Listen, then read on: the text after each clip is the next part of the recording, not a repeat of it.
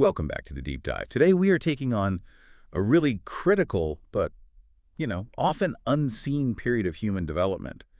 Middle childhood. This isn't the adorable wonder of infancy or that big dramatic identity crisis you see in adolescence. This is that quiet stage. Right. But it's also a time of just explosive growth where the brain really learns how to build systems. Yeah, we're talking about the 6 to 11 age range, basically, the elementary school years.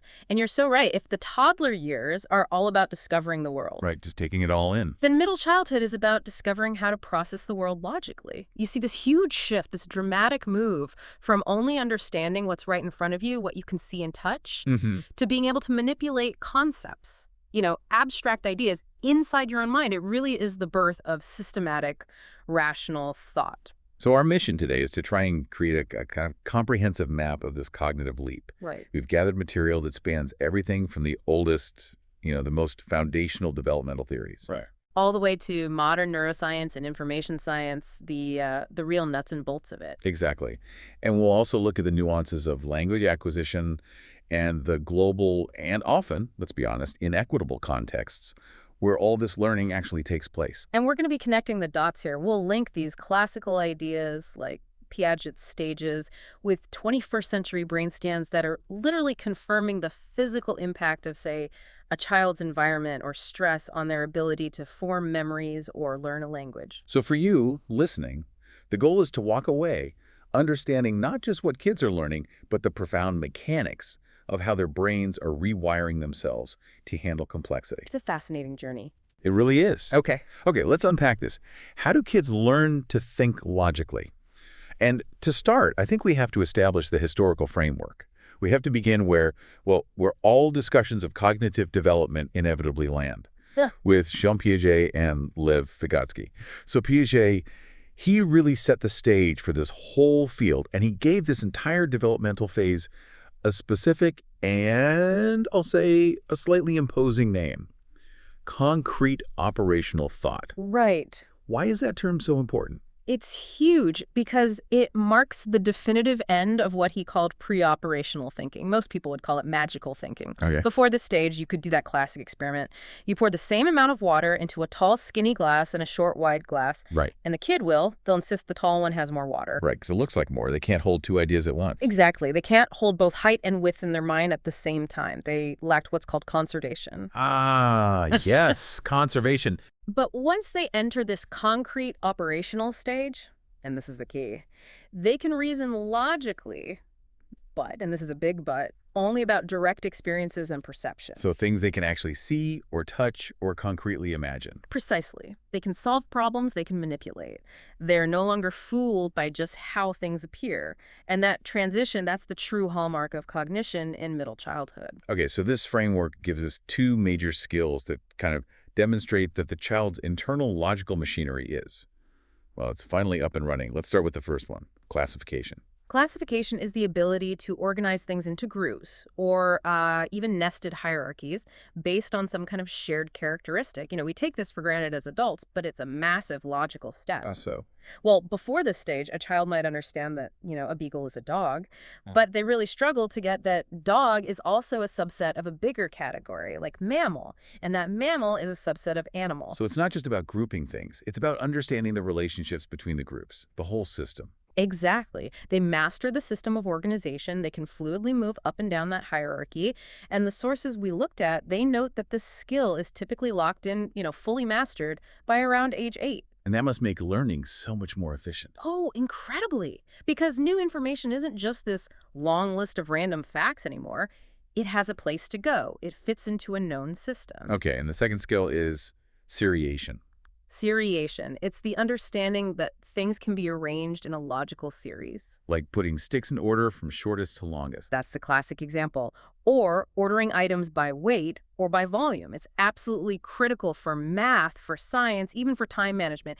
It's the ability to grasp an ordered sequential relationship that is inherently logical and, predictable. So both classification and seriation are these internal cognitive milestones. They're signals that the brain's hardware is maturing. Right. And this brings us to the core philosophical difference here. For Piaget, his model is inherently a maturational self-discovery approach.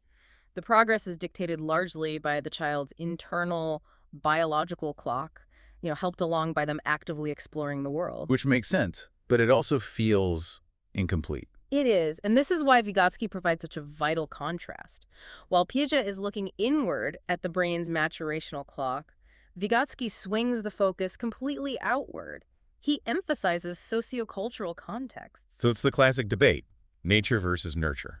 Or in this case, internal structure versus external instruction.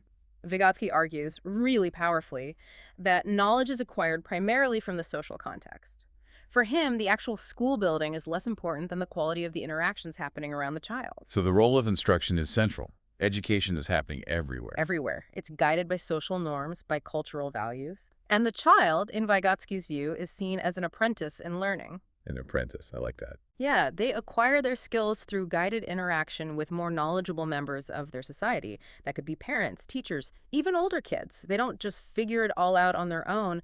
They are taught the tools of their culture. And this is where we get that term that has just permeated modern education, the zone of proximal development, or ZPD. The ZPD is probably Vygotsky's most enduring idea. It's that gap, that sweet spot between what a child can do all by themselves and what they can achieve with a little bit of guidance. With scaffolding. With scaffolding, exactly. Successfully guiding each child through their ZPD is crucial because that's where learning is maximized. If a task is too easy, they're not learning. If it's way too hard, they just get frustrated. The ZPD is that space where assisted performance leads to internalized ability. Okay, so if a child can count to 10, but they need help to count backwards from 10, that gap between those two skills, that's the ZPD. That's the ZPD. And the teacher, or the parent, provides the scaffolding, those temporary supports, to get them to that next level. And that scaffolding relies so heavily on language as a mediator. How is that different from Piaget? Well, Piaget often saw language as sort of following thought. The thought came first. But Vygotsky saw language as the primary tool itself.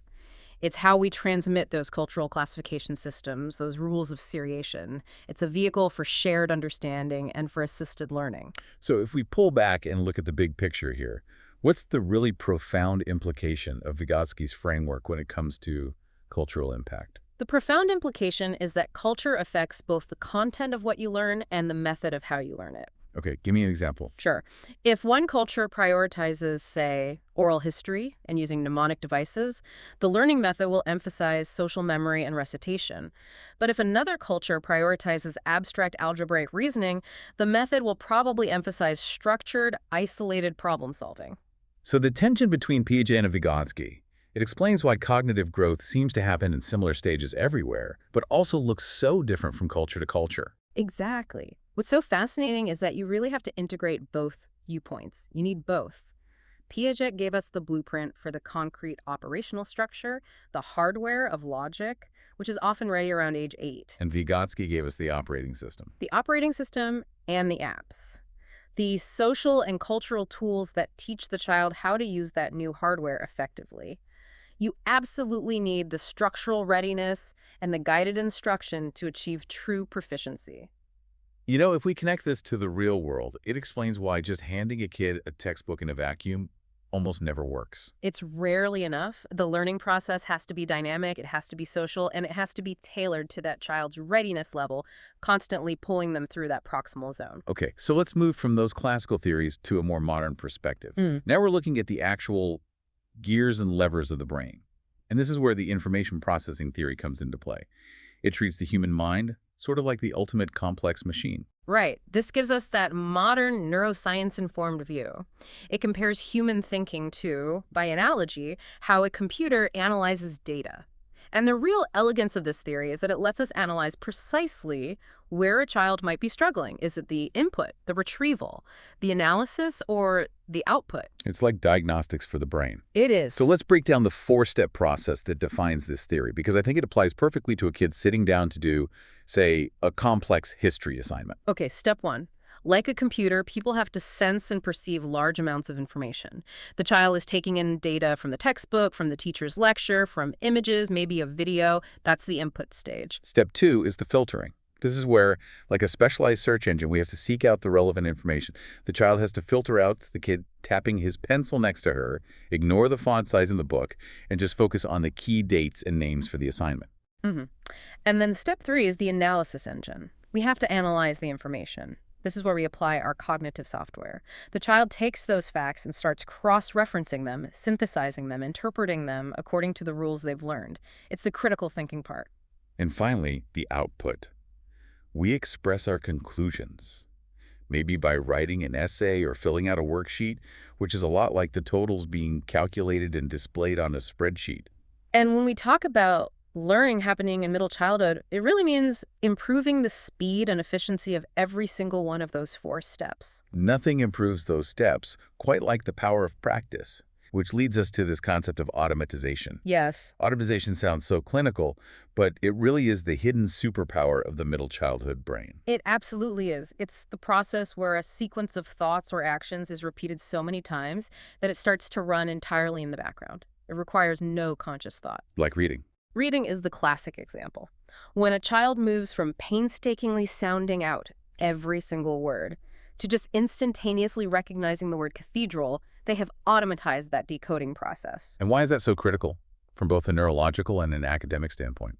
Well, recent studies on brain development, they really highlight this. Automatization is crucial because it dramatically frees up working memory. Think of working memory like the RAM on your computer. Okay. If a child's working memory, their RAM, is completely saturated just by decoding the letters, that's step 2, seeking information, they have no cognitive capacity left to analyze the meaning of the sentence, which is step 3. So by automatizing the basic skills. Like multiplication tables or phonics or even typing on a keyboard. Right. You shift that load from conscious working memory to automatic, non-conscious long-term retrieval. And that leaves the brain free to focus on higher-level problem solving. That makes perfect sense. I noticed the source material specifically mentions Siegler's view on math, noting that math understanding, it accrues gradually. Automatization has to be the engine that drives that. It is. If that foundation is automatic, you can build this incredibly complex structure right on top of it. And interestingly, the culture dictates how that automatization is achieved. Is it rote memorization, drills, conceptual understanding? Which goes right back to Vygotsky's cultural methods. And this automatization and increased efficiency, it directly supports the expansion of the knowledge base and memory. Oh, it's a beautiful recursive process. A larger, more robust knowledge base fundamentally makes it easier to understand and remember new information. How does that work? Think of the knowledge base like a complex web.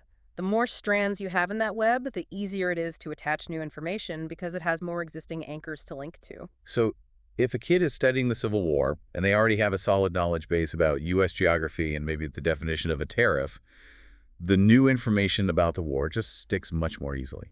Much more easily than if they were starting from 0. Exactly. And the sources point to 3 factors that increase the depth of this knowledge base. Past experience, which gives you those initial anchors. Current opportunity, which means access to good schools and books. And personal motivation, which is what drives you to actively seek out and analyze information. And the ultimate result of having this rich, accessible knowledge base. The material notes that improve judgment is a huge outcome. Children develop better judgment because they have this massive internal database of processed information and established patterns to draw upon when they face a new problem. So they can look back and say, that strategy didn't work last time, or this problem looks a lot like one we solved 2 months ago. Precisely. The knowledge base provides the content. But the real marvel of middle childhood cognition is the development of the ultimate manager, the control processes, which, well, we commonly call them executive functions. A brain's project manager. That's a perfect description. These are the processes that truly require the brain to organize, prioritize, and direct all those mental operations we just talked about. They control the flow through the whole information processing system. Without them, the system is just chaos. Let's focus on the 3 core components that mature so much in this age range. First up, selective attention. Selective attention is the ability to maintain focus on one specific thing while successfully and intentionally ignoring others. This is a massive leap for a 6-year-old compared to a 4-year-old. So a student who has to finish a worksheet while sitting next to that pencil-tapping peer. Exactly. The ability to just filter out that irrelevant sensory input and attend only to the task at hand. That's fundamental to any kind of sustained academic performance. Okay, second is metacognition. And this is more than just thinking about thinking, right? It's the mechanism of self-awareness applied to your own learning. That's right. For an informed audience like ours, we can define metacognition as the self-regulation of your own cognitive processes. It's knowing your own cognitive limits and strengths, and, crucially, being able to act on that knowledge. What does that look like? Well, a younger child might fail a test and just feel bad. An older child using metacognition says, okay, I failed that test because I only read the material once. Next time I need to reread the difficult sections slowly. They are actively diagnosing and adjusting their own learning strategy. And very closely related to that is metamemory. Metamemory is knowing how your own memory works and what strategies are the most effective for you. This is moving way beyond just rote repetition. So it's a kid realizing, hey, I remember things better if I make flashcards instead of just highlighting the book. Exactly. Or knowing they need to study in 20-minute chunks rather than one giant cram session. They are becoming strategic learners. And the source material confirms that all of these control processes, selective attention, metacognition, metamemory, they all improve consistently with age. And it's driven by both direct instruction and indirect experience. Which is such a powerful insight. It means we can actively teach children how to manage their own minds. It underscores that the difference between a struggling student and a successful one is often not about raw intelligence, but about the successful deployment of these executive functions. The ability to plan, prioritize, monitor, and adjust their own cognitive effort. This maturation of control processes at this new cognitive flexibility isn't just useful for acing a math test. It profoundly changes how kids interact with language, with humor, with their whole social world. Oh, absolutely. And this newfound flexibility, it shows up in places you might not expect. Humor is a beautiful barometer of cognitive development. You see this clear shift in middle childhood because they finally begin to comprehend and genuinely enjoy things like puns, unexpected answers, and complex metaphors. So why does a kid suddenly start getting irony or a pun that just sailed right over their head a year or two before? It's because the ability relies entirely on holding two different concepts in your mind at the same time and quickly switching between them. Okay. To get a metaphor like, he is a rock, the child has to understand the literal meaning of rock and the symbolic meaning of steadfast and strong. A pun like, I'm reading a book on anti-gravity, it's impossible to put down, that requires manipulating two meanings of the phrase put down. So it's a high-level processing task disguised as a joke. It is. It demands the very cognitive flexibility that concrete operational thought and sophisticated executive functions provide. And the application of this flexibility in just day-to-day life, that's what we call pragmatics. Yes, pragmatics is defined as the ability to use words and devices to communicate appropriately across different social contexts. It's moving beyond just having correct grammar. It's knowing how to adapt your language to make sure you're understood. So if pragmatics is the overall skill, the tactical execution of it is code switching. Code switching is. It's just crucial for social and academic success. It's the ability to change quickly and effectively between a formal code and an informal code to fit your audience or your setting.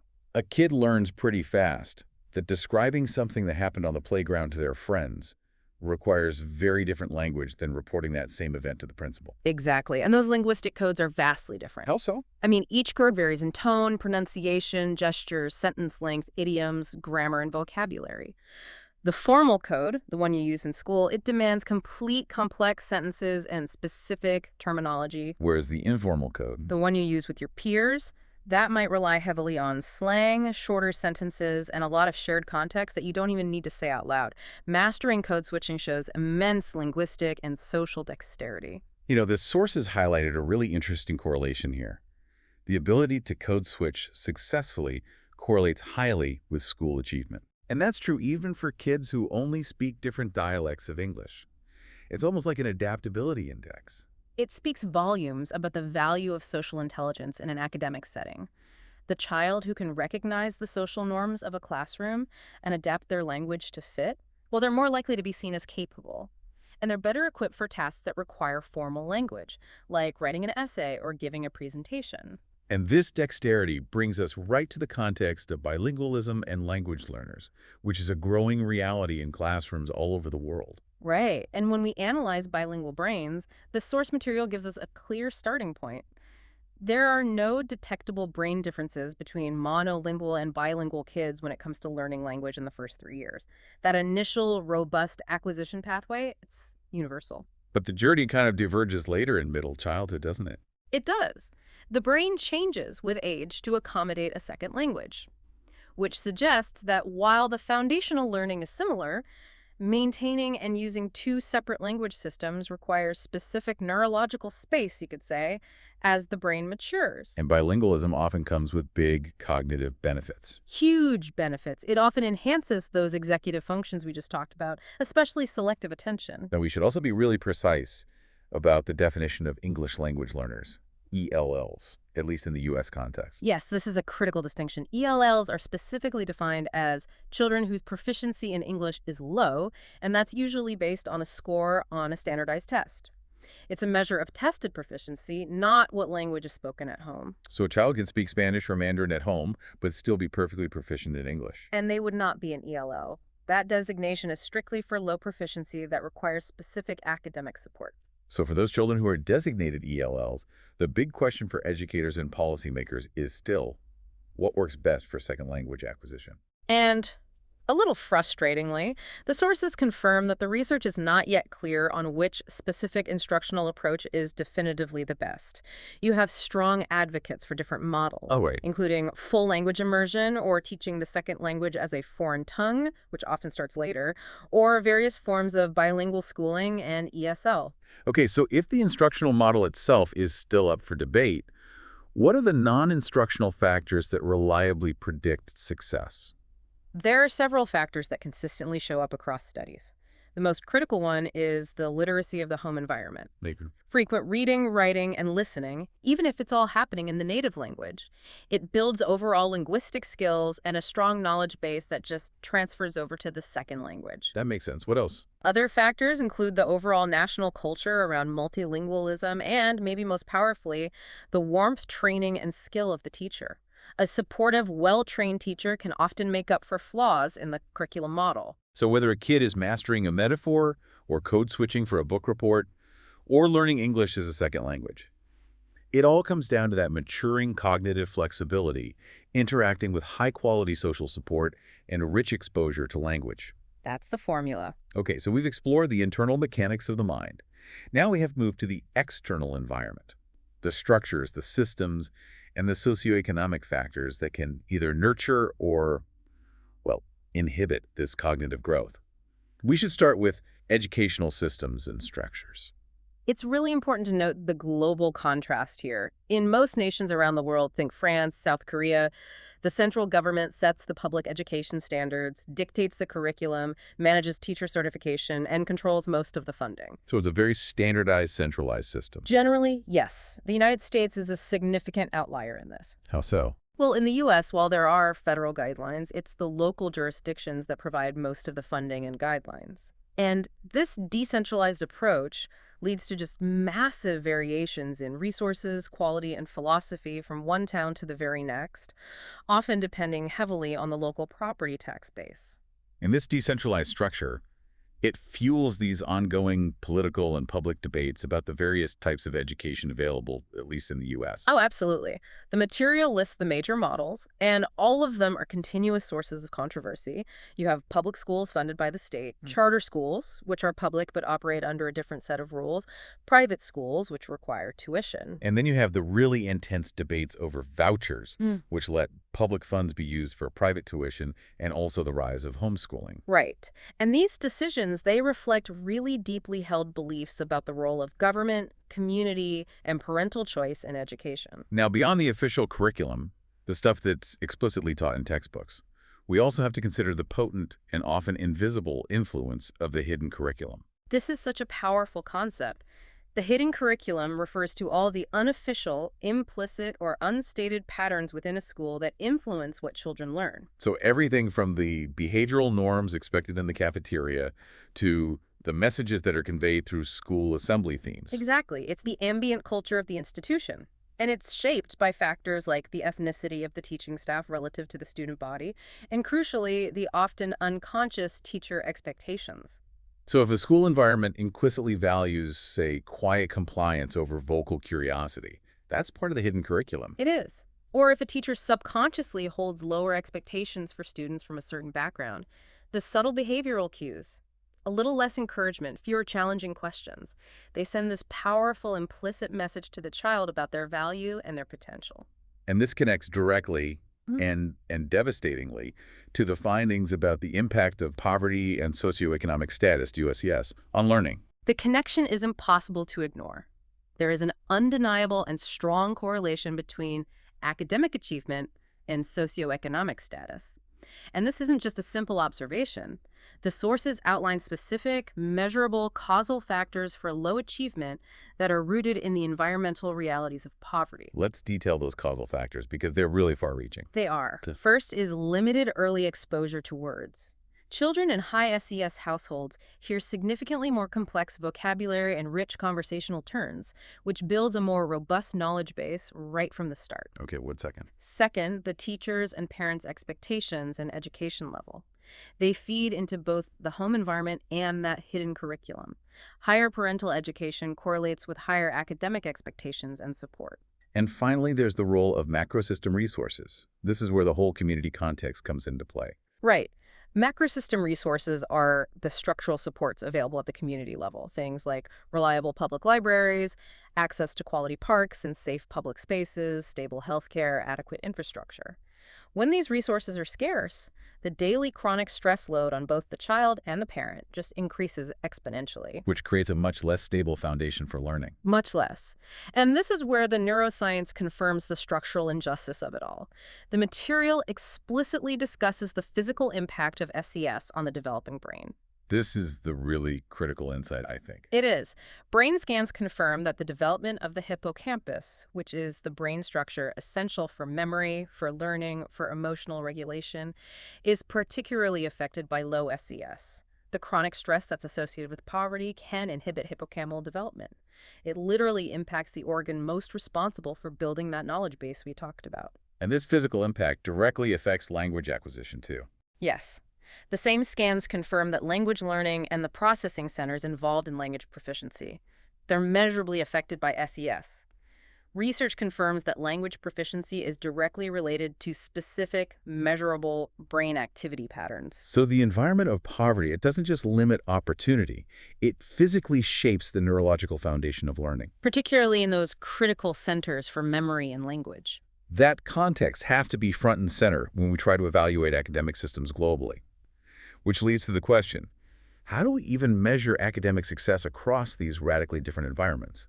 Well, we use international benchmarks and testing. Over the past couple of decades, educational data collection has become massive. More than 50 nations have participated in these large-scale international achievement tests that try to provide comparative standardized data. And what are the key tests that we rely on? We really rely on three major benchmarks. There's the Trends in Math and Science study, or TIMSS, which focuses on curriculum content. There's the Progress in International Reading Literacy study, or PRLs. And then there's the Program for International Student Assessment, BISA, which focuses more on applied skills and real-world problem solving. These sound like monumental undertakings. They are, but the sources also highlight some significant and often insurmountable challenges of international testing. Which is what? Well, the core challenge is the cultural bias that's inherent in knowledge itself.